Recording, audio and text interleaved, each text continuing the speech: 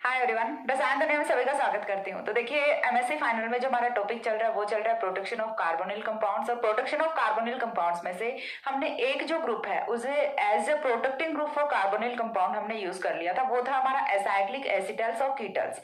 Acyclic एसिटल्स और कीटल्स हैं वो किस टाइप से कार्बोनिल कंपाउंड का प्रोटेक्शन करते हैं, सारी चीजें हमने प्रीवियस वीडियो में देखी थी। और साथ ही में हमने रिएक्टिविटी ऑर्डर भी देखा था। तो ये वाली जो वीडियो है ये देखने से पहले आप पीछे वाली वीडियो देख के आइए, अदरवाइज आपको कुछ समझ नहीं आएगा इसमें। ठीक है, ये चीज मैं जरूर रिकमेंड करूंगी इस वीडियो के लिए कि यदि आप ये वीडियो देख रहे हैं तो इससे पहले आप पहले वाली प्रोटेक्शन ऑफ कार्बोनिल कंपाउंड्स की जो फर्स्ट वीडियो है वो आप पहले देखिए, तभी आपको यहाँ पे कुछ समझ आएगा, अदरवाइज कुछ समझ नहीं आएगा। तो पहले वो वीडियो देखिए, देन ये वीडियो देखिए। ठीक है, तो देखिए स्टार्ट करते हैं अपना प्रोटेक्शन ऑफ कार्बोनिल कंपाउंड्स में से। मैंने फर्स्ट वीडियो में बताया था कि चार ग्रुप्स हैं जो कि as a protecting group for carbonyl compounds हम मोस्ट ऑफ यूज करते हैं। उनमें से हमने एक कंप्लीट कर लिया, एसाइक्लिक कीटल्स और acetals as protecting group for carbonyl compounds. After that आता है हमारा साइक्लिक एसिटल्स और कीटल्स, यानी कि जहां हमने एसाइक्लिक एसिटल्स और कीटल्स की फॉर्मेशन की थी for protection of carbonyl compound, इस बार हम किसकी करेंगे, साइक्लिक एसिटल्स और कीटल्स की हम यहाँ पे फॉर्मेशन करेंगे for the protection of carbonyl compound. तो यानी कि हमारा जो कार्बोनिल कंपाउंड है वो प्रोटेक्ट किस फॉर्म में होगा, साइक्लिक एसिटल और कीटल की फॉर्म में। अब साइक्लिक एसिटल और कीटल होते क्या हैं, किस टाइप से हम इनकी फॉर्मेशन करते हैं, सारी चीजें हम यहाँ पे पढ़ने वाले हैं।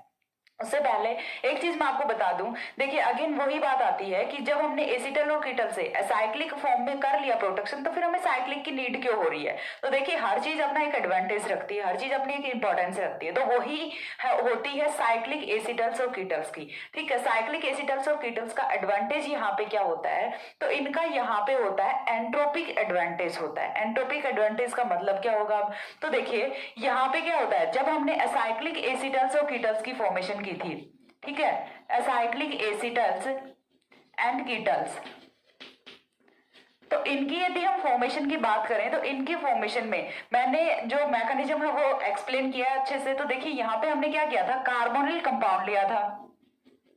ठीक है, कार्बोनिल कंपाउंड लिया था, प्लस में टू मॉलिक्यूल्स हैं वो हमने किसके लिए थे, अल्कोहल के लिए थे। ठीक है, हमने एक कार्बोनिल कंपाउंड लिया और टू मॉलिक्यूल्स है वो अल्कोहल के लिए, यानी कि ओवरऑल क्या हो रहा है कि थ्री मॉलिक्यूल्स हैं, थ्री मॉलिक्यूल्स हैं वो मिलके और एक मॉलिक्यूल की फॉर्मेशन कर रहे हैं, that is a cyclic acetal और मे बी कीटल। तो यहाँ पे थ्री मॉलिक्यूल्स मिलके एक मॉलिक्यूल की फॉर्मेशन कर रहे हैं।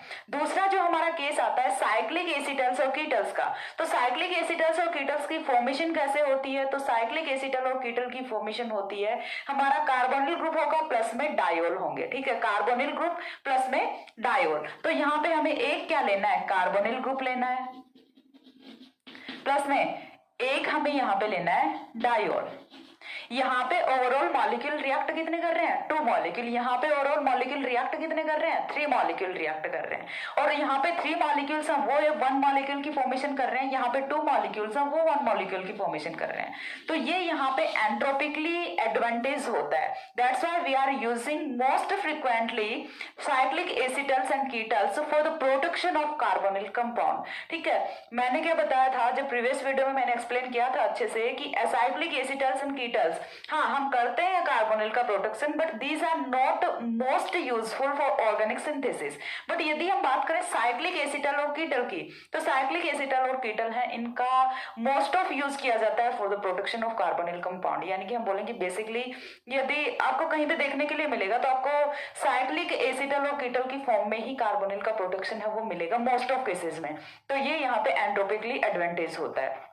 अब हम कौन कौन से डायोल्स यहाँ पे यूज करते हैं, क्योंकि हमने यहाँ पे डायोल मेंशन किया है, तो डायोल्स हैं वो मोस्ट ऑफ हम कौन कौन से यूज करते हैं, 1,2 डायोल्स एंड 1,3 डायोल्स। दो ही टाइप के डायोल हैं वो हम मोस्ट ऑफ यूज करते हैं। देखिए जहां मैं मोस्ट ऑफ की बात कर रही हूँ यानी कि जनरल केसेस में, एक्सेप्शनल की मैं बात नहीं कर रही, जनरल केसेस में हम 1,2 डायोल और 1,3 डायोल का ही यूज करते हैं for formation of cyclic acetal as well as ketal. ठीक है, और एसिटल कब होगा, कीटल कब होगा, ये चीज तो आपको समझ आती है। When we use aldehyde then forming compound will be acetal, and when we use ketone, when we use ketone then forming compound will be कीटल। ठीक है, तो ये चीज आपको यहाँ से क्लियर होनी चाहिए। मैंने यहाँ पे क्या बताया कि हम जो जनरली यूज करते हैं वो करते हैं cyclic acetals and ketals for the protection of carbonyl compound. और क्यों यूज करते हैं वो मैंने यहाँ पे बताया, क्योंकि ये एंट्रोपिकली एडवांटेज रखते हैं in compare of acyclic acetals and ketals. तो ये था हमारा पहला कॉन्सेप्ट इस वीडियो का कि हम जो साइक्लिक एसिटल्स और कीटल्स होते हैं उनका यूज ज्यादा क्यों करते हैं। ठीक है, अब इसके बाद आते हैं अपने टॉपिक पे। सेकंड है अपना, सेकंड प्रोटेक्टिंग ग्रुप है, तो यहाँ पे हम मेंशन कर लेते हैं cyclic acetals and ketals as protecting group, as protecting group for carbonyl compounds.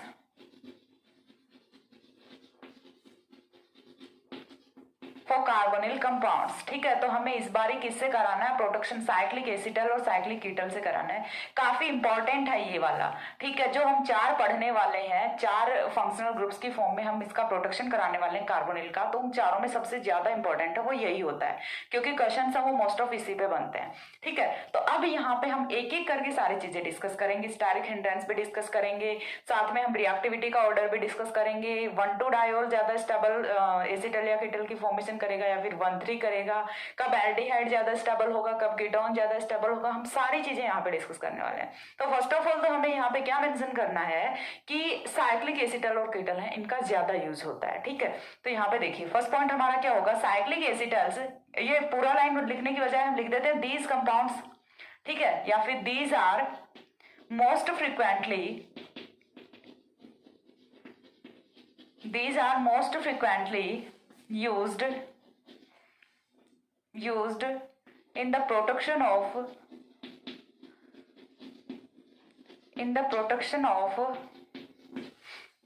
carbonyl compounds,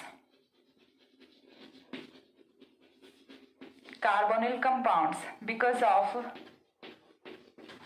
of their entropic advantage, entropic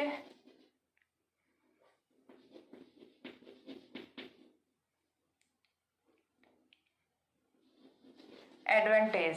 spelling देख लेना भाई, AD spelling I think wrong है, करेक्ट कर लेना, sorry for that.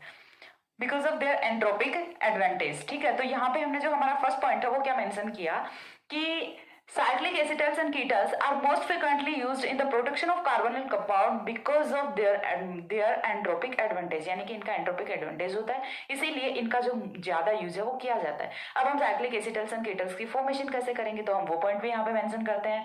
Cyclic acetals and ketals, these लिख लेते हैं, these are formed by the reaction of, these are formed by the acid catalyzed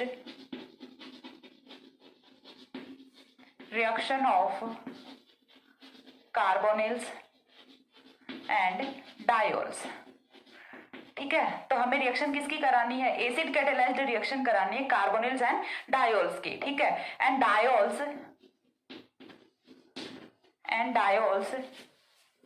which are mostly used 1,2 diol and 1,3 diol. ठीक है, ये चीज भी हमने बता दी कि 1,2 डायोल है उसका ज्यादा यूज होता है और साथ में 1,3 डायोल का यूज होता है। एसिड कैटेलाइज्ड रिएक्शन होती है, ये चीज भी हमने यहाँ पे स्पेसिफिक मेंशन की है। ठीक है, तो यहाँ पे देखिए अब हमने इतनी चीज क्लियर कर ली। अब इसके बाद हमें क्या देखना पड़ेगा, फॉर्मेशन देखना पड़ेगा। आफ्टर फॉर्मेशन हम क्या देखेंगे, क्लीवेज देखेंगे। तो सबसे पहले हमें क्या देखना है, फॉर्मेशन देखना है। फॉर्मेशन हम किस तरह से करेंगे साइक्लिक एसिटल और कीटल का, हम बार बार बोले जा रहे हैं कि काफी इंपॉर्टेंट है। एक बार के लिए शक्ल तो दिखा दें इनकी कि एक्चुअल में होते क्या है साइक्लिक एसिटल एंड कीटल, क्योंकि ऐसे थोड़े ना समझ आ रहा है थ्योरी के पोर्शन से, वो तो देखेंगे तब भी रिएक्शन में समझ आएगा कि साइक्लिक एसिटल्स और कीटल्स वो एक्चुअल में होती क्या चीज है। ठीक है, तो हमें क्या करना है, चलते हैं स्टेटमेंट पे। एसिड कैटेलाइज्ड रिएक्शन करानी है, किसकी करानी है, कार्बोनिल प्लस डायोल की करानी है। तो हम क्या लें, सबसे पहली चीज कार्बोनिल ले लेते हैं अपना। ठीक है। कार्बोनिल में हमें नहीं पता कि हमने कौन सा कार्बोनिल लिया है, क्योंकि जब तक हम यहाँ पे कोई सब्स्टिट्यूएंट नहीं लगाएंगे तो हम डिफाइन नहीं कर सकते कि ये अपना एल्डिहाइड है या फिर कीटोन है। हमें क्या लेना है, सिंपली कार्बोनिल लेना है। वो चीज हम बाद में डिसाइड करेंगे कि एल्डिहाइड लेंगे या फिर कीटोन लेंगे। तो यहाँ पे हमने ले लिया कार्बोनिल, साथ में हमें क्या लेना है, डायोल लेना है। तो ये लो, हमने ले लिया डायोल। डायोल हमने कौन सा लिया है, 1,2 डायोल लिया है। CH2OH CH2OH, ये कौन सा अपना इथिलीन ग्लाइकोल है, इथिलीन ग्लाइकोल ही हम इसे बोलते हैं। तो ये अपना कौन सा हुआ, 1,2 डायोल हुआ। तो देखिए मैं यहाँ पे आपको बता रही हूँ ट्रिक कि होने वाला क्या है एक्चुअल में यहाँ पे। तो देखिए यहाँ से और ज्यादा कुछ नहीं होना, -H2O होना है एज यूजुअल। माइनस क्या होगा, H2O होगा, और -H2O होने के बाद यहां से कुछ इस टाइप के कंपाउंड की फॉर्मेशन हो जाती है। चीज क्लियर हुई, -H2O होने के बाद यहां से कुछ इस टाइप के कंपाउंड की फॉर्मेशन हो जाती है। और यही अपना क्या है, साइक्लिक एसिटल है या फिर कीटल है। तो हम इसे क्या लिख देते हैं, साइक्लिक एसिटल लिख देते हैं। ये हमारा बनने वाला कंपाउंड क्या हुआ, साइक्लिक एसिटल हुआ। अब इसके बाद दूसरी चीज जो यहाँ पे आती है वो ये आती है कि इसका नाम है वो क्या होगा। तो नाम मैं पहले भी बता चुकी हूँ, ये क्या होगा, देखिए 1 2 3 हेट्रोसाइक्लिक कंपाउंड है। हेट्रोसाइक्लिक कंपाउंड में हम नोमेनक्लेचर वो कहां से करेंगे, जहां से हेट्रो एटम प्रेजेंट होगा। अब हम इधर से क्यों नहीं जा रहे हैं, क्योंकि इधर से यदि जाते हैं तो 1 2 3 4, ठीक है, सॉरी 1 1 2 3 4, ये 1 4 पे आएगा। और हम कहां से नंबरिंग करते हैं, जहां से नियरेस्ट पोजीशन हो। तो ये नियरेस्ट पोजीशन इधर से आती है। तो 1 3 और क्या बोलेंगे, ऑक्सीजन प्रेजेंट है तो डाई ऑक्सोलेन, ऑक्सोलेन या फिर ऑक्सोलेन हम इसे बोल देते हैं। 1,3 डाइऑक्सोलेन की फॉर्मेशन यहां से होती है। तो यहाँ पे हम दो चीजें यूज करेंगे, एक तो 1,3 डाइऑक्सोलेन यूज करेंगे, एक 1,3 डाइऑक्सेन यूज करेंगे। तो 1,3 डाइऑक्सेन की फॉर्मेशन है वो आपको और मैं करके बता देती हूँ। इस बार हमने अगेन कार्बोनिल लिया है और साथ में फिर से हम हमारा डायोल ही लेने वाले हैं। लेकिन इस बारी जो हमने डायोल लिया है वो कौन सा होने वाला है, देखिए डायोल चेक करते हैं कौन सा होगा, 1 2 3 1,3 डायोल है इस बारी, समझ आ रहा है, 1,3 डायोल। तो 1,3 डायोल है, अगेन एसिड कैटेलाइज्ड रिएक्शन होनी है। एसिड कैटेलाइज्ड रिएक्शन -H2O बनेगा क्या, 6 मेंबर्ड रिंग की फॉर्मेशन होगी इस बार। ठीक है, बस यही डिफरेंस आएगा कि यहाँ पे 6 मेंबर्ड रिंग की फॉर्मेशन होगी। और 6 मेंबर्ड रिंग है वो हमारी क्या होगी, 1,3 डाइऑक्सेन। एंड क्यों हम इसे ऑक्सेन बोल रहे हैं, क्यों हम इसे ऑक्सोलेन बोल रहे हैं, मैंने प्रीवियस वीडियो में अच्छे से नोमेनक्लेचर एक्सप्लेन किया है, आप वहां से जाके देख सकते हैं। ओके, तो ये थे हमारे दो ग्रुप्स जो कि हमें यूज करने हैं, 1,3 डाइऑक्सोलेन एज वेल एज 1,3 डाइऑक्सेन। दो ही ग्रुप्स हैं जिन्हें हमें कार्बोनिल की प्रोटेक्शन के बाद में फॉर्म करना है। तो एक हमारा जब 6 मेंबर्ड रिंग होती है तो 1,3 डाइऑक्सेन होता है, जब 5 मेंबर्ड रिंग होती है तो यहाँ पे 1,3 डाइऑक्सोलेन होता है। और यही करेक्ट है, मैंने कहीं पे एक दो नोट्स में या फिर एक स्टूडेंट ने मेरे को पीपीटी सेंड की थी, उसमें मैंने देखा है कि इसको डाइऑक्सोलेन लिखा है और इसको डाइऑक्सेन लिखा है। तो ये चीज आपको करेक्ट करनी पड़ेगी, ये 1,3 डाइऑक्सेन होता है और ये 1,3 डाइऑक्सोलेन होता है। इस चीज में कोई भी कंफ्यूजन है वो नहीं रहना चाहिए। और क्यों नहीं रहना चाहिए, क्योंकि देखिए नोमेनक्लेचर है वो आपको रटना नहीं है, वो आप हेट्रोसाइक्लिक केमिस्ट्री के नोमेनक्लेचर के जो रूल्स हैं उन्हीं के अकॉर्डिंग चलिए। और यदि आप रूल्स के अकॉर्डिंग चलते हैं तो 5 मेंबर्ड रिंग जिसमें कि हेट्रोएटम ऑक्सीजन होता है उसके लिए हम ओलेन सफिक्स लगाते हैं, और जिसमें कि जो कि 6 मेंबर्ड रिंग होती है उसके लिए हम एन सफिक्स लगाते हैं। तो ये 5 मेंबर्ड और 6 मेंबर्ड रिंग को डिफाइन कर रहा है, ये एन और ओलेन है, ये किस चीज को डिफाइन कर रहे हैं कि रिंग है वो अपनी 5 मेंबर्ड है या फिर 6 मेंबर्ड है। बाकी तो सारी चीजें सिमिलर ही है, 1,3 पोजीशन पे ही डाइऑक्सा है, 1,3 पोजीशन पे ही दोनों ऑक्सीजन है वो प्रेजेंट है। तो इस नोमेनक्लेचर में बिल्कुल भी कंफ्यूजन नहीं होना चाहिए कि मैम ये तो हमारा ओवरलैप हो रहा है। 6 membered ring ane, 5 membered ring olane, ये चीज मैंने आपको बता दी। अब आप अच्छे से डिसाइड यहाँ पे कर सकते हैं कि कौन सा ओलेन होगा और कब ये एन होगा। इतनी चीज एक बार इतना स्क्रीनशॉट लीजिए। देन मैं यहाँ पे इन दोनों की मैकेनिज्म है वो एक्सप्लेन करती हूँ कि कैसे हम 1,3 डाइऑक्सेन की फॉर्मेशन करते हैं, कैसे हम 1,3 डाइऑक्सोलेन की फॉर्मेशन करते हैं। स्क्रीनशॉट लीजिए, हो गया। तो इसके बाद देखिए पहले हम यहाँ पे देख लेते हैं अपना 1,3 डाइऑक्सोलेन यानी कि कार्बोनिल प्लस 1,2 डायोल की रिएक्शन है, वो हम फर्स्टली यहाँ पे कराएंगे। और मैकेनिज्म है वो तो दोनों की सिमिलर ही जाने वाली है, तो मैकेनिज्म में डोंट वरी, ठीक है। और इनका क्लीवेज है वो भी किससे होगा, एसिडिक हाइड्रोलिसिस से होगा। क्यों? क्योंकि आप जिस रास्ते से कहीं पे जाते हो उसी रास्ते से आपको वापस भी आना पड़ता है, ठीक है। क्योंकि वापस आने के लिए आप कोई दूसरा रास्ता चूज तो कर नहीं सकते, जिस रास्ते से जाओगे उसी रास्ते से वापस भी आओगे। तो एसिड कैटेलाइज्ड रिएक्शन होती है जिससे कि फॉर्मेशन होती है एसिटल एंड कीटल की। और एसिडिक हाइड्रोलिसिस ही हमें कराना पड़ता है जब इनका क्लीवेज होता है। तो पहले हम क्या देखेंगे, फॉर्मेशन की मैकेनिज्म देखेंगे। और मैकेनिज्म हम किसकी देख लेते हैं, पहले 1,3 डाइऑक्सोलेन 1,3 डाइऑक्सोलेन की फॉर्मेशन की हमें मैकेनिज्म देखनी है। तो मैकेनिज्म में अगेन देखिए, हमने लेना क्या है, अपना कार्बोनिल कंपाउंड लेना है। कार्बोनिल कंपाउंड की रिएक्शन है वो किससे कराएंगे, एसिडिक मीडियम में कराएंगे। एसिडिक मीडियम में कराएंगे तो जो अपना हाइड्रोजन है वो कहाँ पे जाएगा, इसी वाले ग्रुप पे जाएगा, इस वाले ग्रुप पे सॉरी ऑक्सीजन के लॉन पेयर के साथ जाएगा। जैसे ही जाएगा पॉजिटिव चार्ज आएगा। पॉजिटिव निगेटिव बार बार अब एक्सप्लेन करने की नीड नहीं है, क्योंकि मैकेनिज्म सिर्फ लिख के दिखा रही हूँ, आपको कोई डाउट ना रहे कि हमारी जो मैकेनिज्म है वो रॉन्ग है या फिर राइट है, इसीलिए लिख के दिखा रही हूँ। बाकी आप लोगों को आती है, बिल्कुल भी कोई स्टूडेंट आई थिंक ऐसा नहीं होगा जिसको ये मैकेनिज्म नहीं आती, ठीक है। देन देखिए यहाँ से क्या करना है, यहाँ से हम करा देंगे डोटेमराइजेशन। ये वाले बॉन्ड के इलेक्ट्रॉन्स मूव करेंगे यहाँ पे। जैसे ही बॉन्ड के इलेक्ट्रॉन्स मूव करते हैं यहाँ पे, तो फॉर्मेशन किसकी होती है, पॉजिटिव चार्ज की, कार्बोकेटाइन की। अब जैसे यहाँ पे पॉजिटिव चार्ज आया, पॉजिटिव चार्ज आते ही क्या होगा, अपने पास तो डायोल है रिएक्शन में, ठीक है, डायोल है रिएक्शन में, OH CS2OH CS2OH कैसे भी लिखूं, चाहे ऐसे लिखते हैं या फिर ऐसे लिखते हैं, कैसे भी लिख लो, है तो डायोली। अब देखिए ये वाला जो ऑक्सीजन का लॉन पेयर है ये अटैक करेगा यहाँ पे। जैसे ही ऑक्सीजन का लॉन पेयर अटैक करेगा यहाँ पे, तो फॉर्मेशन है वो किसकी होनी है, OH पॉजिटिव की, OH। क्लियर है यहाँ तक का। देखिए यहाँ पे हमने क्या किया, कार्बोकेटाइन पे हमने ऑक्सीजन का जो लॉन पेयर है उसका अटैक करा है। यहाँ तक की जो प्रोसीजर है ये अपना जो एसाइक्लिक एसिटल और कीटल था उसमें भी सेम ही थी। एसाइक्लिक एसिटल और कीटल में हमने यहाँ पे एक अल्कोहल के मॉलिक्यूल को रिएक्ट करा दिया था, सिमिलर ही चल रहा है और सेम ही मैकेनिज्म यहाँ पे भी है। तो यहाँ से देखिए अभी क्या होगा, H पॉजिटिव एलिमिनेट करेगा, माइनस क्या होगा, H पॉजिटिव होएगा। और ये जो H पॉजिटिव है ये रिएक्ट कहाँ पे करेगा, इस वाले ऑक्सीजन के लॉन पेयर पे। तो ये H पॉजिटिव कहाँ पे आएगा, यहाँ पे आएगा। तो ओवरऑल ये माइनस नहीं हो रहा है, ये यहीं पे अटैक कर रहा है, ठीक है। तो देखिए यहाँ से फॉर्मेशन किसकी होती है, ऑक्सीजन है वो तो चलो अपना स्टेबल हो गया, एक जगह से तो एटलीस्ट स्टेबल हुआ, ओके। एंड देन यहाँ पे क्या बना, OH2 पॉजिटिव, ठीक है, OH2 पॉजिटिव की फॉर्मेशन होती है। अब यहाँ से क्या होगा, -H2O होगा, -H2O होगा। हमने फॉर्मेशन की ड्यूरिंग एक H2O का मॉलिक्यूल एलिमिनेट किया था, वो यहीं से हो रहा है, ठीक है, समझ आ रहा है। जो ऑक्सीजन है वो कहाँ से जा रहा है, कार्बोनिल का ऑक्सीजन है वो यहाँ पे एलिमिनेशन के ड्यूरिंग बाहर होता है। अब देखिए यहाँ से क्या होगा, जैसे ही जाता है H2O, अगेन यहाँ पे कौन सा चार्ज आएगा, पॉजिटिव चार्ज आएगा, ओके। और पॉजिटिव चार्ज पे कौन अटैक करेगा, फिर से अपना lone pair of electron attack करेगा।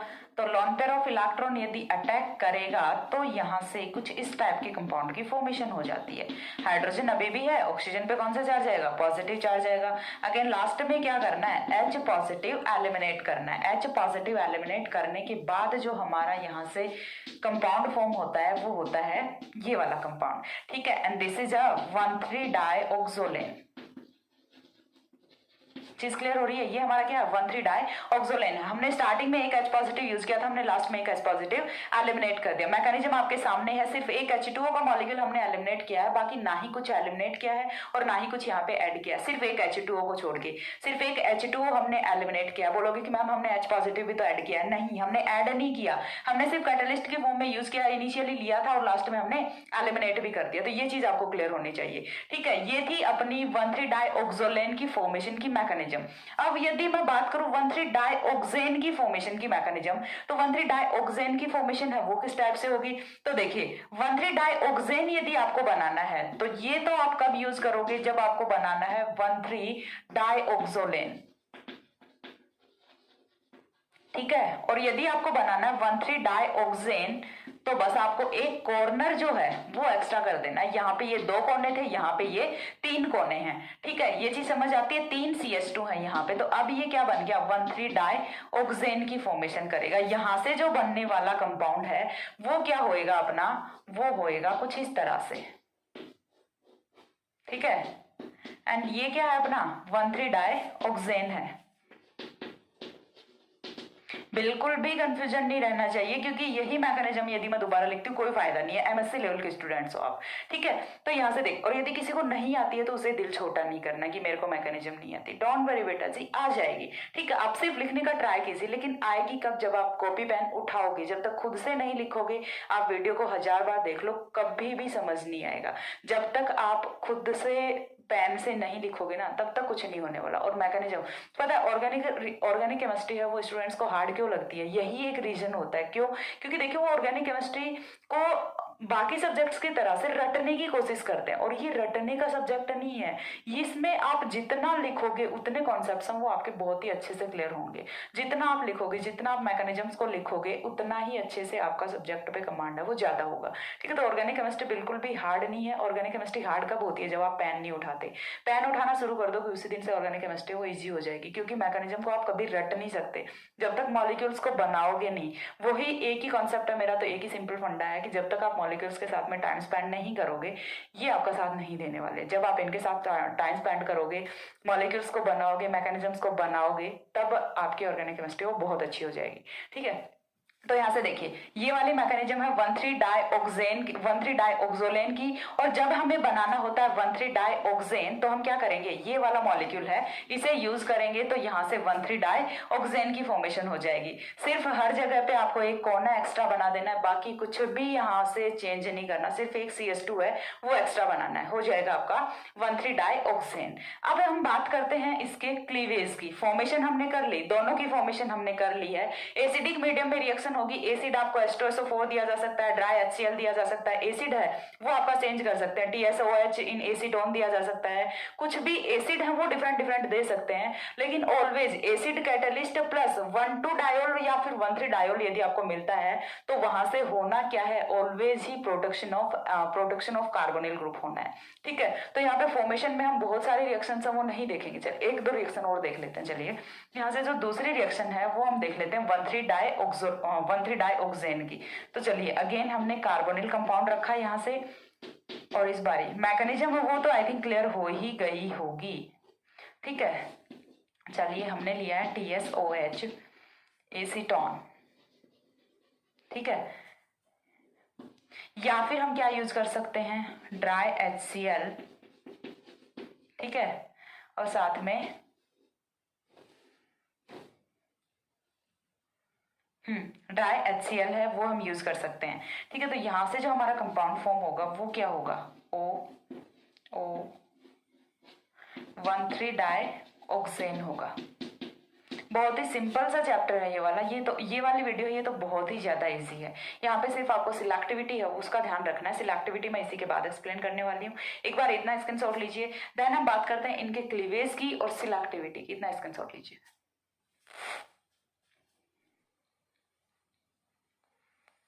हो गया। इसके बाद देखिए हम बात करते हैं क्लीवेज की। यहां तक हमने देखा था फॉर्मेशन ऑफ एसिटाइल्स एंड कीटल्स। तो फॉर्मेशन में सिंपल सा है, जब भी आपको 1,2 डायोल या फिर 1,3 डायोल दिया जाता है with carbonyl compound in the presence of acidic medium, तो यहां से आपका जो कार्बोनिल कंपाउंड है उसका प्रोडक्शन होता है। अब प्रोडक्शन हमने कर लिया तो डिप्रोडक्शन भी देखना पड़ेगा, और साथ में इसका एडवांटेज क्या है वो भी हमें देखना पड़ेगा कि क्यों हमने यूज किया है, कौन कौन से ऐसे रिएजेंट्स होते हैं जिनके साथ की ये रिएक्ट नहीं करता। तो सारी चीजें हम देखेंगे। सबसे पहला जो पॉइंट है वो हमारा आता है क्लीवेज, ठीक है। तो क्लीवेज में हमें सबसे पहली चीज तो ये डिसाइड करनी है कि ये किस किस से क्लीव नहीं करता, ठीक है। तो हमारा जो साइक्लिक एसिटल्स और कीटल्स हैं, देखिए फर्स्ट पॉइंट है वो हमारा क्या होगा, साइक्लिक एसिटल्स और कीटल्स हैं उनपे ना ही तो बेस का इफेक्ट होता है, ठीक है। बेसिक मीडियम में कभी भी इनका क्लीवेज नहीं होगा। साथ ही ना ही इनपे जो अपने ऑर्गेनोमेटेलिक रिएजेंट्स होते हैं, ऑर्गेनोमेटेलिक रिएजेंट्स में मोस्ट ऑफ हम कौन सा लेते हैं, कार्बोनिल्स के साथ में ग्रीनार रिएजेंट ही लेते हैं। तो ग्रीनार रिएजेंट है उसका बेस पे कोई इफेक्ट नहीं होता। साथ ही अपने जो हाइड्राइड ट्रांसफर रिड्यूसिंग एजेंट होते हैं, hydride transfer reducing agent like LiAlH4 NaBH4, lithium aluminium hydride and sodium borohydride, उनका भी यहाँ पे कोई इफेक्ट नहीं होता। तो ये तो बड़ी अच्छी बात है। ये सारे रिएजेंट यदि आपको रिएक्शन में दिए गए हैं तो आप इजिली प्रोडक्शन करा के और कार्बोनिल को प्रोटेक्ट कर सकते हो इन सारे के सारे रिएजेंट से। ठीक है, तो यहां से देखिए सबसे पहला पॉइंट है वो क्या होगा, cyclic एसिटल्स and ketals do not react with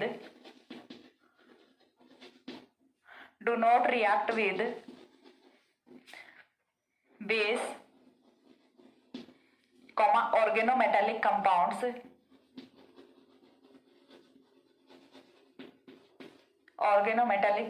और स्पेशली ब्रैकेट में मेंशन कर दो Grignard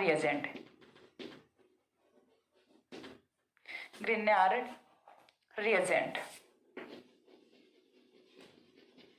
Okay, and hydride transfer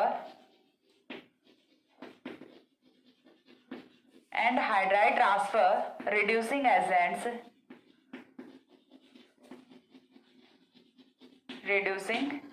तो यहां से चीज क्लियर हुई। Cyclic acetals and ketals do not react with base के साथ रिएक्ट नहीं करते, ऑर्गेनोमेटेलिक कंपाउंड्स ग्रिग्नार्ड रिएजेंट के साथ भी रिएक्ट नहीं करते, और साथ ही में जो हमारे हाइड्राइड ट्रांसफर रिड्यूसिंग एजेंट्स होते हैं कौन कौन से होते हैं, LiAlH4 होता है, मोस्ट ऑफ जो हम यूज करते हैं NaBH4 होता है, इनके साथ भी ये रिएक्ट नहीं करता। यहाँ से जो LiH4 आता है अपना, या फिर और भी डिफरेंट हाइड्राइड ट्रांसफरिंग जो एजेंट्स आते हैं लाइक BH4 हो गया, तो इनके साथ ये रिएक्ट नहीं करेंगे। ठीक है, अब देखिए इसके बाद जो हमारा पॉइंट आता है वो ये आता है कि तो फिर क्लीवेज किससे होगा, इनका क्लीवेज किससे करेंगे ये, तो क्लीवेज जिस मीडियम से हम बना के लाए थे एसिटल और कीटल को, वहीं से हम क्लीवेज भी करेंगे इसका। तो नेक्स्ट जो पॉइंट है वो हमारा है cyclic एसिटल्स and ketals are cleaved by acidic hydrolysis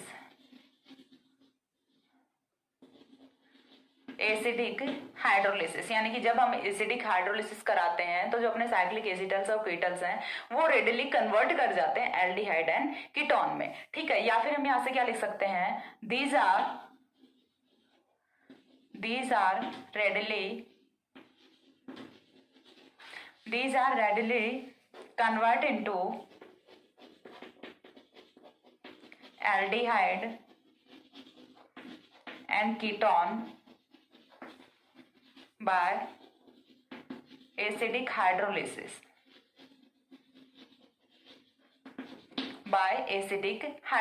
तो अब ये चीज तो हमें पता लग गई कि एसिडिक हाइड्रोलिसिस से इनका क्लीवेज होने वाला है, लेकिन अब यहाँ पे जो क्लीवेज का रेट है वो भी डिसाइड हमें करना पड़ेगा। सो द ईज ऑफ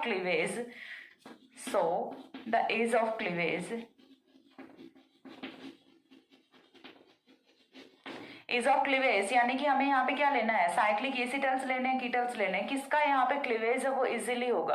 तो देखिए एक चीज मैं आपको बताती हूँ कि in general stability is inversely proportional to reactivity. ठीक है, यानी कि जो जितना ज्यादा स्टेबल होगा उसका क्लीवेज उतना ही धीरे होगा। ठीक है, और जो जितना कम स्टेबल होगा उसका क्लीवेज उतना ही ज्यादा होगा। ठीक है, तो ये चीज तो श्योर है कि कीटल्स हैं उनका क्लीवेज है वो इजीली हो जाता है इन कंपेयर टू एसिटल्स। ठीक है, कीटल्स हैं उनका क्लीवेज है वो ज्यादा जल्दी होगा। अब कीटल्स में भी कौन से का ज्यादा जल्दी होगा तो वो चीज भी हम देख लेते हैं, और कौन से का धीरे होगा। ठीक है, तो फॉर कीटल्स तो फर्स्ट जो है हमारा वो है यहाँ से फॉर कीटल्स। ठीक है, हमें कीटल्स का जो क्लीवेज है उसका भी रेट देखना है, और साथ में हम दूसरा जो है वो देखेंगे फॉर एसिटल्स के लिए क्लीवेज का रेट है वो क्या होता है, और जो कीटल्स है उनके लिए क्लीवेज का रेट है वो क्या होता है। दोनों चीजें हैं वो हम सेपरेटली यहाँ से देखेंगे। फर्स्ट पॉइंट इज फॉर कीटल्स के लिए यहाँ से जो अपना क्लीवेज है उसका रेट क्या होगा। तो देखिए कीटल्स है वो हमने दो टाइप के फॉर्म करे हैं, कौन कौन से करे हैं, 1,3-डाइऑक्सोलेन किया, 1,3-डाइऑक्सेन किया। तो दोनों जो है वो हम यहाँ पे बना लेते हैं एक बारी के लिए। तो देखिए ये जो है ये तो हमारा हो गया 1,3-डाइऑक्सोलेन, सॉरी, ठीक है, ये तो हो गया हमारा 1,3-डाइऑक्सोलेन। और यदि हम 1,3-डाइऑक्सेन की बात करें तो 6 मेंबर रिंग बना दो, बस इतना सा चेंज करना पड़ता है, R1 R2। और जब ये कीटल्स हैं तो R1 = R2 = एल्किल ग्रुप, दोनों ही क्या होंगे, एल्किल ग्रुप होंगे, तभी तो ये क्या होगा, अपना कीटल होगा। तो चीज क्लियर हो रही है। अब जब हमने दोनों यहाँ पे कीटल्स रखे हैं तो इनका जो क्लीवेज का रेट है वो क्या होगा, वो चीज हमें यहाँ से देखनी है। तो क्लीवेज के रेट की यदि हम बात करें तो हम बोल रहे हैं कि जो 6 मेंबर्ड रिंग है उसका क्लीवेज है वो इजीली होगा, 6 मेंबर्ड रिंग है वो पहले क्लीवेज करेगा, देन अपना 5 मेंबर्ड रिंग है वो क्लीवेज करेगा। रीजन क्या होगा इसका, तो देखिए रीजन है वो सिंपल सा है। रीजन आपको जब आप इसका बनाओगे चेयर कंफर्मेशन, जब आप इसका चेयर कंफर्मेशन बनाओगे तो आपको बहुत ही अच्छे से क्लियर है हो जाएगा कि क्यों 6 मेंबर रिंग है उसका क्लीवेज है वो इजीली हो रहा है।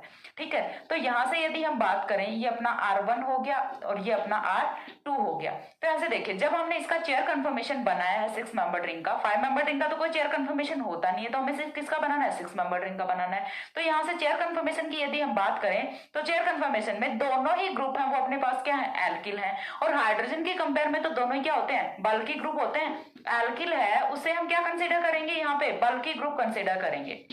बल्की ग्रुप एक्सियल पोजीशन पे क्या आ रहा है, बल्की ग्रुप आ रहा है। और एक्सियल पोजीशन पे यदि बल्की ग्रुप आ रहा है तो फिर तो वो एग्जिस्ट नहीं करेगा ना, वो स्टेबल, वो स्ट्रक्चर है वो स्टेबल नहीं रहेगी। हाँ, बल्की ग्रुप है वो ऑलवेज पहले किसको ऑक्यूपाई करते हैं, इक्वेटोरियल पोजीशन को ऑक्यूपाई करते हैं। लेकिन यदि बल्की ग्रुप एक्सियल पोजीशन पे आ रहा है तो फिर वो वाली स्ट्रक्चर वो इतनी ज्यादा स्टेबल नहीं होती। तो यहाँ से चीज क्लियर हो रही है। पहले क्लीवेज इसी का क्यों होना है, 6 मेंबर्ड का क्यों होना है, क्योंकि दोनों ग्रुप जो है यहाँ पे वो अपने बल्की ग्रुप है और इनमें से एक है उसे तो जाना ही पड़ेगा एक्सियल पोजीशन पे। और यदि एक्सियल पोजीशन पे बल्की ग्रुप जा रहा है that means structure should not be stable. ठीक है, और यदि स्ट्रक्चर स्टेबल नहीं है तो फिर उसका हाइड्रोलिसिस है, उसका क्लीवेज है वो तो उतना ही आसानी से होना है। एक तो ये खुद ये बन के खुश नहीं है, ठीक है, खुद ये बन के खुश नहीं है, साथ में इसे थोड़ा सा एसिड मिल जाए तो टूटने के लिए तैयार बैठा रहता है कि नहीं मुझे नहीं रहना इस फॉर्म में। क्यों नहीं रहना, क्योंकि बेचारा परेशान है, कैसे संभाले इस वाले बल्की ग्रुप को। बल्की ग्रुप एक्सियल पोजीशन पे बैठा है तो ये स्टेबल नहीं है, परेशान हो जाता है, दुखी हो जाता है। तो ये क्या करता है, जैसे ही एसिड मिलता है क्लीव कर जाता है तुरंत। तो यहां से चीज समझ आई, 1,3 डाइऑक्सेन का क्लीवेज है वो 1,3 डाइऑक्सोलेन के कंपेयर में जल्दी होता है। ये चीज कॉन्सेप्चुअल है, रटोगे तो बहुत ही ज्यादा कंफ्यूजन होना है इसमें, रटने से कुछ भी काम नहीं चलेगा, रटोगे तो बिल्कुल कंफ्यूज हो जाओगे। और असली कंफ्यूजन तो तब होगा जब हम यहाँ से एसिटल्स का और पढ़ेंगे। एसिटल्स का और देख लेते हैं। तो एसिटल्स में देखिए अगेन हम सेम चीज है वो रख लेते हैं, यहाँ पे दोनों ही रिंग्स है वो रख लेते हैं। एसिटल्स कैसे होंगे, कैसे हम यहाँ पे बताएंगे कि ये वाले एसिटल्स हैं, तो देखिए बता देते हैं बहुत ही इजीली। ये हमारा R1 हो गया, ये हाइड्रोजन हो गया। यहाँ पे तो 1 मार्क करने की कोई नीड ही नहीं है। जब हमारे पास एक है वो तो हाइड्रोजन होता है और दूसरा एल्किल ग्रुप होता है, तो यहाँ से अपना काम है वो इजीली बन जाता है। अभी भी ये क्या है, 1,3 डाइऑक्सोलेन है, 1,3 डाइऑक्सेन है। लेकिन इस बार ही हम बोल रहे हैं कि इसका क्लीवेज है, 5 मेंबर्ड रिंग का क्लीवेज है वो जल्दी होगा। क्यों होगा क्लीवेज जल्दी, क्योंकि देखिए अगेन हम इसका भी क्या बना देते हैं, चेयर कंफर्मेशन बना देते हैं। तो चेयर कंफर्मेशन की यदि हम बात करें तो इस बार ही देखिए हाइड्रोजन है वो तो कहाँ पे आएगा, अपना एक्सियल पोजीशन को ऑक्यूपाई करेगा। जो एल्किल ग्रुप है वो किसको ऑक्यूपाई करेगा, यहाँ से इक्वेटोरियल पोजीशन को ऑक्यूपाई करेगा। तो इस बारी का जो कंफर्मेशन है, इस बारी की जो कनेक्टिविटी है वो बिल्कुल एग्जैक्ट है जैसे कि होनी चाहिए। कैसे कि हमारे बल्की ग्रुप है वो किसे ऑक्यूपाई करते हैं, इक्वेटोरियल पोजीशन को करते हैं। इक्वेटोरियल पोजीशन पे बल्की ग्रुप, एक्सियल पोजीशन को कौन ऑक्यूपाई करते हैं, स्मॉल ग्रुप्स। तो यहाँ पे स्मॉल ग्रुप है वो एक्सियल पोजीशन पे है, तो बिल्कुल करेक्ट है, एग्जैक्ट है। और यदि ये बिल्कुल ही स्टेबल स्ट्रक्चर है तो फिर पहले क्लीवेज किसका होना है, इसी का होना है। ये वाले का क्लीवेज पहले होगा 5 मेंबर रिंग का, देन अपने 6 मेंबर रिंग का क्लीवेज होगा। लेकिन कीटल्स की यदि हम बात करें तो वहां पे बिल्कुल उल्टा ही कॉन्सेप्ट हो जाता है। ठीक है, ये वाले स्ट्रक्चर है ये स्टेबल नहीं है और ये वाले स्ट्रक्चर है ये मोस्ट स्टेबल है। तो जो मोस्ट स्टेबल है उसका हाइड्रोलिसिस वो उतनी आसानी से नहीं टूटेगी और जो स्टेबल नहीं है वो उतनी ही आसानी से टूट जाएगी। तो ये था इसका कॉन्सेप्ट। अच्छे से वीडियो को दोबारा से चला के रिपीट करके देख लेना, क्योंकि ये वाला कॉन्सेप्ट इस वीडियो का सबसे मेजर सबसे इंपॉर्टेंट कॉन्सेप्ट है, जो कि मोस्ट ऑफ जो अपने कॉम्पिटेटिव एग्जाम्स होते हैं उनमें भी पूछे जाते हैं ऐसे क्वेश्चन। ठीक है, तो आपको यहाँ से हाइड्रोलिसिस, रेट ऑफ हाइड्रोलिसिस वो पता होना चाहिए। Rate of hydrolysis in the case of ketals, rate of hydrolysis in the case of acetals, both are different to each other and both are contrast। ठीक है, acetals और ketals वो दोनों एक दूसरे के बिल्कुल कंट्रास्ट होते हैं। यहाँ पे पहले किसका क्लीवेज हो रहा है 6 मेंबर्ड का और यहाँ पे 6 मेंबर्ड है वो स्टेबल बैठा है, तो दोनों ही बिल्कुल कंट्रास्ट है। ये तो हमने बात कर ली जब 5 मेंबर्ड और 6 मेंबर्ड, हम तो डिफरेंट रिंग ले रहे हैं। लेकिन जब हमारे पास एक ही रिंग हो 6 मेंबर्ड ओनली और उसमें जो हमारे सब्स्टिट्यूएंट है वो डिफरेंट हो, तो उस केस में इज ऑफ हाइड्रोलिसिस वो क्या होगा वो और हम देखते हैं। एक बार इतना स्क्रीनशॉट ले लो। हो गया। इसके बाद देखिए, ये तो देखिए हमने दो केसेस। इसके बाद जो हमारा थर्ड केस आता है वो आता है जो हमारे सब्स्टिट्यूटेड 1,3 डाइऑक्सेन्स होते हैं, उनके लिए क्लीवेज रेट है वो क्या होगा। इन दो का समझ आया अच्छे से, तो आपको तीसरे का है वो भी समझ आ जाएगा बहुत ही अच्छे से, क्योंकि ये यहाँ से कॉन्सेप्चुअल है। बाकी पीछे का जो पढ़ा वो आपको आता होगा, बहुत ही ईजी सा था। जो यहाँ पे इंपॉर्टेंट है वो यही है, ठीक है। तो जो हमारा थर्ड पॉइंट आता है वो आता है क्लीवेज रेट for 1,3 substituted 1,3 डाइऑक्सेन्स, ठीक है। इस बार हमें क्या लेना है, ओनली 1,3 डाइऑक्सेन लेना है, यानी कि सिर्फ और सिर्फ 6 मेंबर्ड रिंग है उसे कंसीडर करना है। और यदि हम 6 मेंबर्ड रिंग को कंसीडर करते हैं तो चलिए किस टाइप से होगा यहाँ पे क्लीवेज, वो चीज भी हम यहाँ से देख लेते हैं।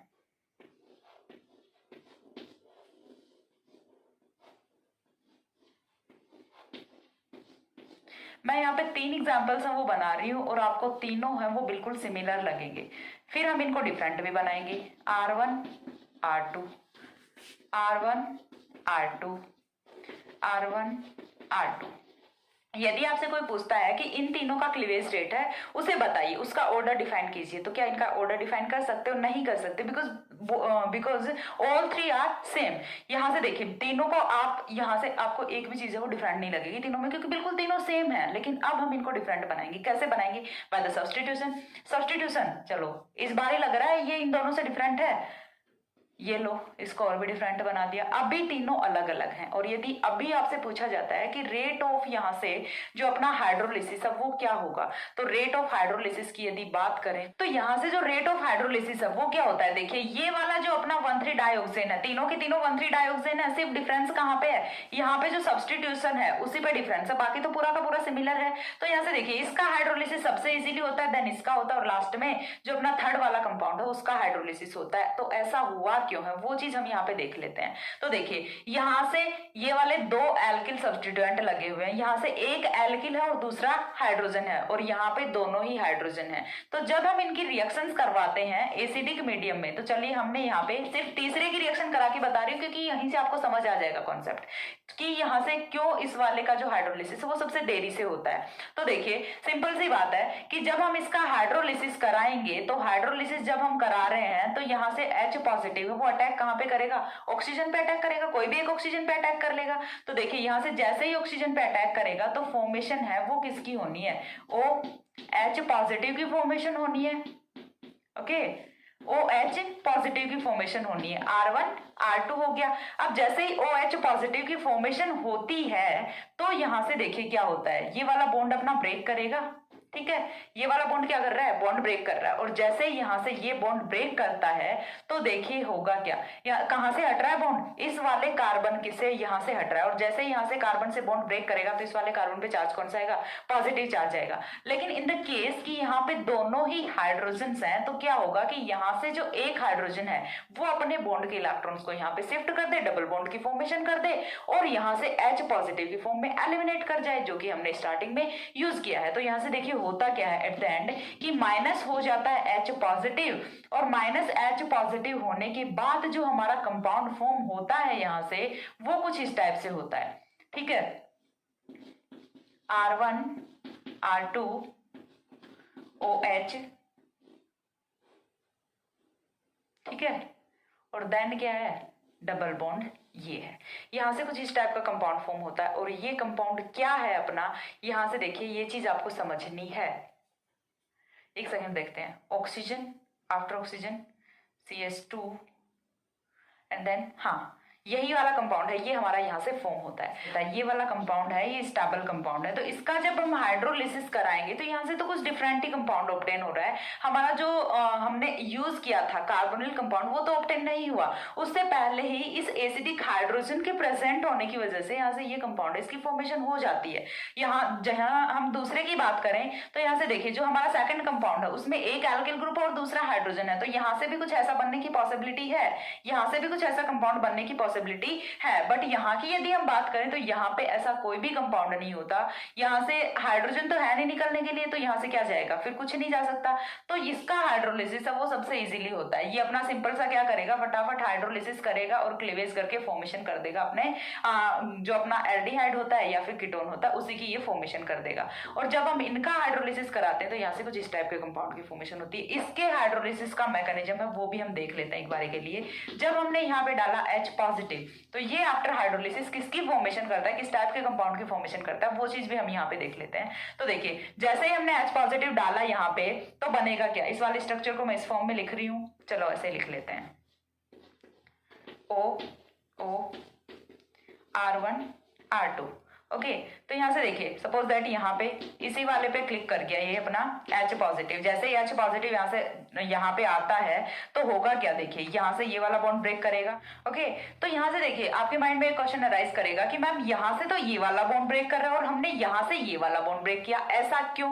क्योंकि देखिए ऐसा इसलिए होता है कि यहाँ से जो कार्बोकेटाइन बन रहा है वो कार्बोकेटाइन अपना कौन सा होता है, स्टेबल होता है। उसे कौन स्टेबलाइज करेगा, ये लॉन पेयर के इलेक्ट्रॉन से स्टेबलाइज करेंगे। साथ ही हमने यहाँ से फिर इस वाले कार्बोकेटाइन की फॉर्मेशन क्यों नहीं की, क्योंकि जब हम यहाँ से ये वाले बॉन्ड को ब्रेक करते हैं तो यहाँ पे जो कार्बोकेटाइन बन रहा है उसको सेटिस्फाई करने के लिए यहाँ पे H पॉजिटिव होते हैं। लेकिन यदि आप इस बार ही यहाँ से ये वाला बॉन्ड ब्रेक करते हो तो फिर यहाँ पे कोई H पॉजिटिव नहीं है, and we know that alkyl group है वो यहाँ से रिमूव नहीं होने वाला।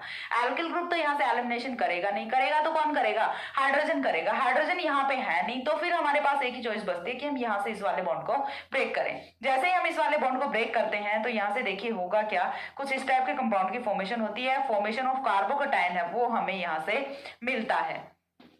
ठीक है, ये अपना क्या बना, OH बना, OH बन गया और साथ में यहाँ से R1 R2 और पॉजिटिव चार्ज कार्बोकेटाइन की फॉर्मेशन है वो हो जाती है। अब जैसे ही कार्बोकेटाइन की फॉर्मेशन होती है तो हमें करना क्या है, देखिए इनिशियली तो क्या होता है कि यहाँ से ये वाला बॉन्ड ब्रेक करेगा तो ये वाले बॉन्ड के इलेक्ट्रॉन्स हैं ये यहाँ पे आ जाते हैं। ठीक है, लेकिन अब क्या होता है, ऑक्सीजन पे पॉजिटिव चार्ज आ जाता है। ऑक्सीजन अपने बॉन्ड के इलेक्ट्रॉन्स को वापस से लेगा तो यहाँ पे क्या बनेगा, कार्बोकेटाइन बनेगा। अब कार्बोकेटाइन जैसे ही फॉर्म होता है तो फिर यहाँ से आता है रिएक्शन में H2O, OH रिएक्शन में अब कौन आएगा, H2O आएगा। H2O है वो अटैक कहाँ पे करेगा, कार्बोकेटाइन के वैकेंट ऑर्बिटल में अटैक करेगा। तो देखिए यहाँ से कुछ नेक्स्ट स्ट्रक्चर है वो इस टाइप की फॉर्म होती है। बिल्कुल भी ये नहीं सोचना कि कुछ समझ नहीं आ रहा। हाँ आई नो कि थोड़ा सा लेक्चर है वो बोरिंग चल रहा है, बट स्टे क्योंकि समझ भी आएगा। ठीक है, आप लेक्चर को थोड़ा सा रिवाइज करके देखिएगा, आपको बहुत ही अच्छे से समझ आएगा। R1 R2 को मैं ऊपर की तरफ लिख देती हूँ। मैं जितना हो सक रहा है मेरे से बेस्ट करने की ट्राई कर रही हूँ, बट यदि आप लोगों को समझ नहीं आ रहा है तो फिर सॉरी फॉर दैट। यहाँ से देखिए जैसे ही H2O अटैक करेगा तो यहाँ पे फॉर्मेशन किसकी होती है, OH2 पॉजिटिव की फॉर्मेशन होती है। अब हमें क्या करना है, यहाँ से एक H पॉजिटिव निकाल देना है और वो H पॉजिटिव है वो कहाँ पे अटैक करेगा, यहीं पे इस वाले ऑक्सीजन पे अटैक कर लेगा। तो यहाँ से जैसे ही अटैक करेगा तो जैसे ही H पॉजिटिव अटैक करेगा तो ये वाला बॉन्ड है ये ब्रेक करेगा। चलिए करके बता देती हूँ अगेन, OH पॉजिटिव OH, ठीक है, R1 R2 N OH, कुछ इस टाइप के कंपाउंड की यहाँ से फॉर्मेशन हो जाती है। अब क्या होगा, फिर से ये वाला बॉन्ड ब्रेक करना है और जैसे ही ये वाला बॉन्ड ब्रेक करना है ऑक्सीजन के लॉन पेयर के इलेक्ट्रॉन्स फिर से यहाँ पे जाएंगे इसके पास और यहाँ पे कुछ ऐसे स्ट्रक्चर की फॉर्मेशन होगी। इसे मैं ऊपर की तरफ लिख रही हूँ। ठीक है, तो यहाँ से जो स्ट्रक्चर फॉर्म हो रही है वो कुछ होगी इस टाइप से। एक स्ट्रक्चर तो अपनी बन गई ये वाली, ये तो फ्री हो गया। अब इसके साथ में जो है वो क्या बना है, कितना गंदा सा बनाती हूँ मैं भी। ठीक है, OH OH, ये अपना 1,3 डायोल है वो तो फ्री हो गया। साथ में हमारा क्या बना है, साथ में बना है R1 R2 double bond OH positive. अब जैसे डबल बॉन्ड OH पॉजिटिव बना है तो सिंपल सा है, क्या करा दे, टोटेमराइजेशन करा दे, -H पॉजिटिव कर देते हैं और -H पॉजिटिव कर देंगे तो हमें क्या ऑब्टेन हो जाएगा, हमारा कार्बोनिल कंपाउंड है वो ऑब्टेन हो जाता है। जिस टाइप से हमने फॉर्मेशन की थी सेम वे में हम क्या कर रहे हैं, यहाँ से क्लीवेज कर रहे हैं। देखिए फॉर्मेशन में हमने इनिशियली क्या लिया था, कार्बोनिल लिया था, आफ्टर दैट हमने H पॉजिटिव ऐड किया था, H पॉजिटिव ऐड करने के बाद इस वाले स्ट्रक्चर की फॉर्मेशन हुई थी। देन हमने क्या कराया था, जो अपना 1,2 डायोल या फिर 1,3 डायोल था उसका अटैक कराया था तो कुछ इस टाइप की फॉर्मेशन हुई थी। देन यहाँ से हमने H2O जहां पे हमने ऐड किया है वहां से हमने H2O को निकाला था। बिल्कुल रिवर्स चलते जाओ और आपको ऑब्टेन हो जाएगा carbonyl plus 1,3 diol. Acidic hydrolysis ही कराना है आपको। तो मैंने दोनों की स्ट्रक्चर बता दी, दोनों की मैकेनिज्म बता दी कि क्यों ये वाली जो स्ट्रक्चर है, और ये तो दोनों के बीच की है, यहाँ पे तो क्या मोनो सब्सटीट्यूटेड है तो यहाँ पे हाइड्रोजन भी है और एल्किल भी है, तो यहाँ से ये इस वाले केस से भी जा सकता है, इस वाले केस से भी जा सकता है। इस वाले केस से क्यों जा सकता है, क्योंकि इसके पास क्या है, अपना जो H पॉजिटिव है वो, सॉरी हाइड्रोजन है वो यहाँ पे एज ए सब्स्टिट्यूएंट होता है, तो इसका हाइड्रोलिसिस है वो यहाँ से सबसे इजीली होता है। क्यों होता है, क्योंकि यहाँ से बहुत ही रेडिली हमें कार्बोनिल प्लस 1,3 डायोल है वो ऑब्टेन हो जाते हैं। लेकिन जब हम इस पे H पॉजिटिव डालते हैं तो ये तो कुछ तीसरे कंपाउंड की फॉर्मेशन वो कर लेता है और जो कि स्टेबल भी होता है, तो इसका हाइड्रोलिसिस देरी से होता है और इसका हाइड्रोलिसिस जल्दी से होता है। चीज क्लियर हुई, इतना स्क्रीनशॉट लो। देन हम यहाँ पे बात करते हैं सिलेक्टिव प्रोटेक्शन की। अभी तक हमने बात की सिर्फ फॉर्मेशन और क्लीवेज की, अब हमें देखना है कि जब दो कार्बोनिल कंपाउंड्स हैं वो प्रेजेंट होते हैं विद इन द ग्रुप, तब हम उनका सिलेक्टिव प्रोटेक्शन है वो कैसे कराएंगे। ये वाला कॉन्सेप्ट है, ये भी काफी यूजफुल है और इंपॉर्टेंट है, सो स्क्रीनशॉट लीजिए।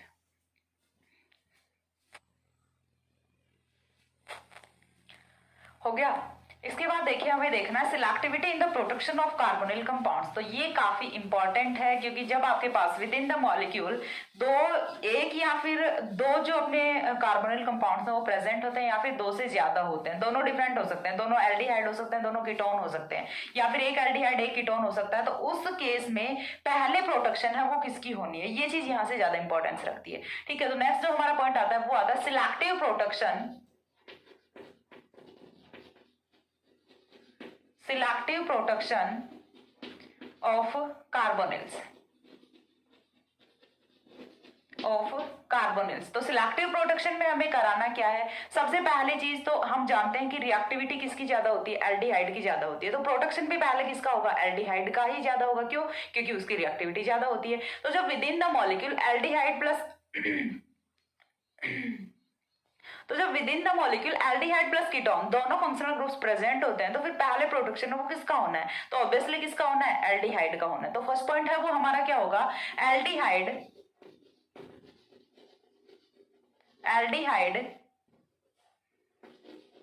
Can be selectively protect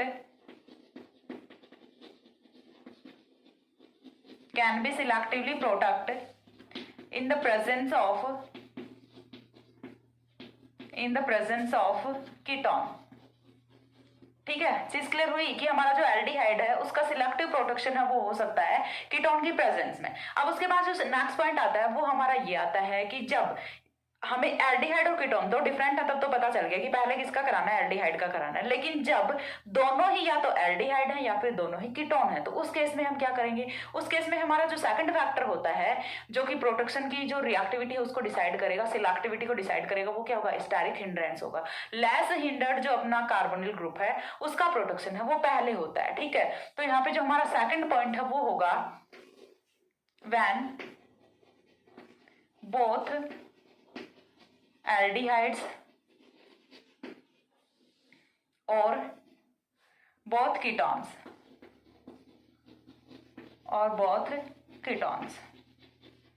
than less than sterically less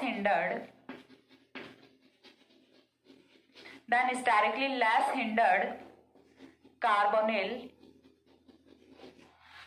carbonyl will be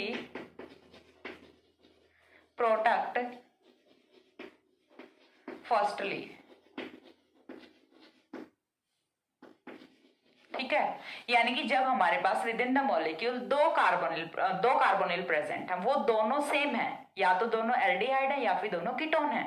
तो उस केस में हम पहले प्रोटेक्शन है वो किसका कराएंगे, तो ऑब्वियसली बात है पहले प्रोटेक्शन किसका कराना है, तो पहले प्रोटेक्शन है वो किसका होगा, जो कि लेस स्टेरिकली हिंडर्ड होगा, उसी का प्रोटेक्शन है वो हम कराएंगे। ठीक है, जो हमारा थर्ड पॉइंट आता है वो ये आता है कि जब हमारे पास एक तो जो कार्बोनिल है वो तो कॉन्जुगेशन में प्रेजेंट है और दूसरा है वो सैचुरेटेड है, तो पहले प्रोटेक्शन किसका होगा, तो ऑब्वियसली जो कि सैचुरेटेड कार्बोनिल है उसी का प्रोटेक्शन होगा, कॉन्जुगेशन वाले का प्रोटेक्शन नहीं होगा। ठीक है, तो यहां से देखिए, और जब दोनों के दोनों सेम होते हैं, ठीक है, ये चीज तो पता है कि दोनों सेम होंगे, तो यहां से देखिए जो हमारा नेक्स्ट पॉइंट है वो ये होगा, कॉन्जुगेटेड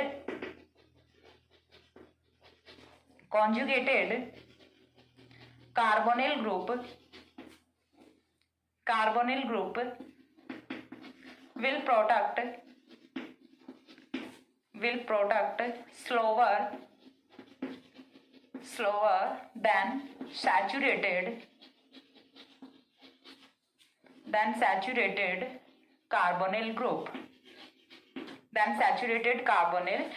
यानी कि हमें ये चीज भी पता चल गई यहाँ से कि कॉन्जुगेटेड कार्बोनिल ग्रुप है उसका प्रोटेक्शन है वो बाद में होगा, धीरे होगा, पहले किसका होगा, सैचुरेटेड कार्बोनिल ग्रुप का प्रोटेक्शन है वो होने वाला है। तो सबसे पहले चीज है वो तो हमें यहाँ से क्या देखनी है कि हमें कोई ऐसा एग्जाम्पल यहाँ पे देखना है जिसमें कि एल्डिहाइड और कीटोन दोनों प्रेजेंट हों, और साथ में हमें ये चीज भी देखनी है कि पहले प्रोटेक्शन है वो किसका होगा। तो पहला एग्जाम्पल है वो हम यहाँ से रख लेते हैं कुछ इस टाइप से, ठीक है, कि सेम कंपाउंड में हमारे पास दो फंक्शनल ग्रुप्स हैं वो प्रेजेंट हैं, तो पहले प्रोटेक्शन किसका होगा, ये चीज हमें देख लेनी है। ठीक है, विद इन द मॉलिक्यूल हमारे पास दो कार्बोनिल ग्रुप हैं वो प्रेजेंट हैं, तो पहले हम सबसे पहला फैक्टर है सिलेक्टिविटी का वो क्या देखेंगे कि क्या दोनों सेम है। तो यहाँ पे देखिए सबसे पहले देख लेते हैं कि क्या दोनों सेम हैं, तो चलिए चेक करते हैं। ये वाला कौन सा है, एल्डिहाइड है, ये वाला कौन सा है, कीटोन है, दोनों सेम तो नहीं है, तो फिर पहले प्रोटेक्शन किसका होगा, ऑब्वियसली एल्डिहाइड का होगा। तो हमें यहाँ पे लेना क्या है, डायोल लेना है, डायोल लेना और साथ में H पॉजिटिव लेना है। तो यहां से प्रोटेक्शन है वो किसका होगा, HOO,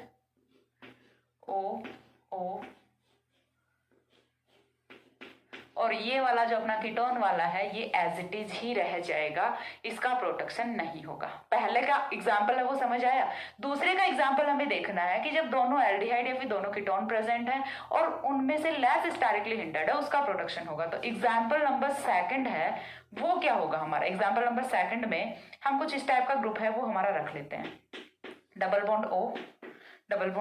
अभी तक दोनों टाइप का ग्रुप सेम है, दोनों साइड के ग्रुप हैं वो सेम है, तो यहाँ पे तो प्रोटेक्शन कराना तो या तो दोनों का होगा या फिर किसी का नहीं होगा। तो चलिए कर देते हैं चेंज। अब यदि हमें प्रोटेक्शन कराने के लिए बोला जाता है तो अब तो डिसाइड कर सकते हो कि कौन से का प्रोटेक्शन होना है, ये वाला स्टेरिकली हिंडर्ड,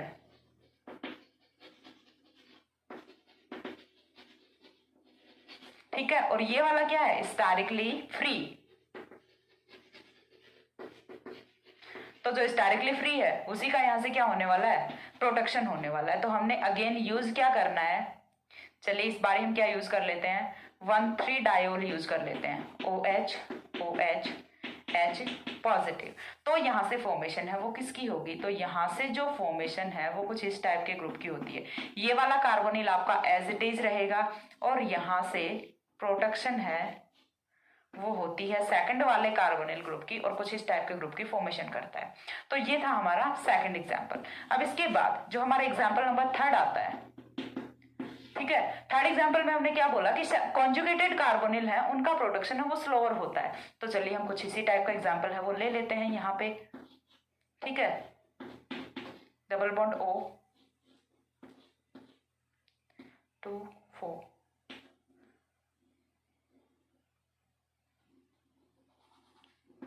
चलिए हमने लिया ये वाला एग्जाम्पल, ठीक है, चीज क्लियर हो रही है। तो यहां से देखिए सबसे पहली चीज, पहला पोर्शन हम क्या देखेंगे कि क्या दोनों सेम है, दोनों सेम है।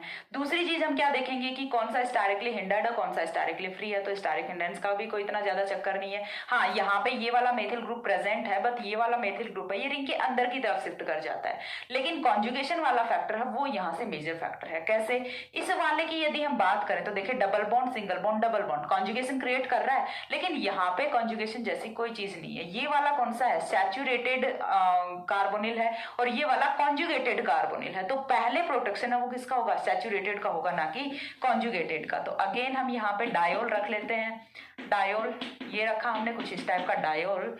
और यहाँ से देखिए आफ्टर प्रोटेक्शन कंपाउंड कुछ इस टाइप का फॉर्म होता है कि हमारा डबल बॉन्ड है वो भी एज इट इज रह जाएगा। ठीक है, ये वाला जो हमारा ग्रुप है ये कुछ ऐसे अंदर की तरफ शिफ्ट हो जाता है एंड देन यहाँ से हो जाता है प्रोटेक्शन ऑफ कार्बोनिल ग्रुप। तो इस टाइप से हमने यहाँ पे 3 सिलेक्टिविटी के क्राइटेरिया रखे हैं और तीनों के एग्जाम्पल है वो मैंने आपको बता दिए। ये वाला बहुत ही सॉलिड कॉन्सेप्चुअल है और यहाँ से क्वेश्चंस पूछे जाने के पूरे चांसेस रहते हैं। ठीक है, तो ये था हमारा प्रोटेक्शन ऑफ कार्बोनिल कंपाउंड्स। मैंने जितना हो सकता था अच्छे से एक्सप्लेन करने का ट्राई किया है। हाँ, कुछ जगह थोड़े से पॉइंट वो मैसअप हुए हैं तो उनको आप अच्छे से क्लियर कीजिए, वीडियो को दोबारा देखिए, क्योंकि पूरा का पूरा कॉन्सेप्चुअल है। चीजें हैं वो एक दूसरे के साथ ओवरलैप कर रही हैं, तो मेरी तो नहीं कर रही। ठीक है, आपकी यदि चीजें ओवरलैप कर रही हैं तो आपको क्या करना है कि वीडियो को फिर से रिवाइज करके देखना है। ठीक है, रिवाइज करके देखो, अच्छे से क्लियर हो तभी नेक्स्ट वीडियो पे बढ़ो, वरना तब तक मत बढ़ो। क्योंकि ये वाला वीडियो मैं फिर से बता रही हूँ कि ये वाला वीडियो पूरा का पूरा हम जितना भी प्रोडक्शन पढ़ेंगे सबसे ज्यादा इंपॉर्टेंट है, क्योंकि कॉम्पिटेटिव एग्जाम्स में क्वेश्चन है वो यहीं से पूछे जाते हैं। ठीक है, और आपका जो एमएससी है उसके लिए भी जब तक आपको कॉन्सेप्ट क्लियर नहीं होगा तो आप रट के कितना कर लोगे, रटना नहीं है बिल्कुल भी। और इस वीडियो में तो रटने जैसा कुछ है ही नहीं, रटोगे तो फिर आपका पढ़ना ना पढ़ना बेकार है, क्योंकि रटोगे तो पूरा का पूरा गलती करके आओगे। ये चीज तो मैं गारंटी के साथ कह सकती हूँ। यदि आप समझ के कर रहे हो, लिख लिख के प्रैक्टिस कर रहे हो तो फिर आपका पूरा सही जाने वाला है, अदरवाइज तो भगवान भरोसे फिर कुछ नहीं हो सकता। सो नेक्स्ट मिलते हैं दूसरे वीडियो में दूसरे टॉपिक के साथ। तब तक के लिए सी या, have a good day, thanks for watching.